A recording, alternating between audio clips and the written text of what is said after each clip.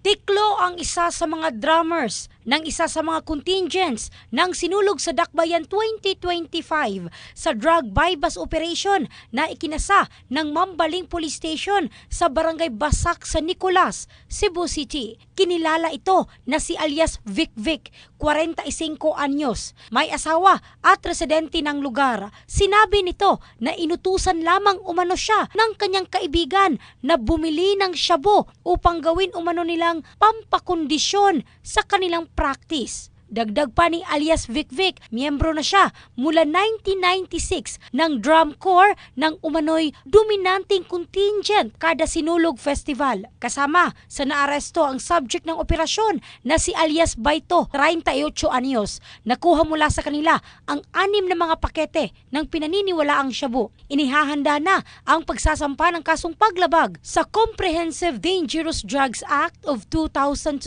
laban sa mga naaresto.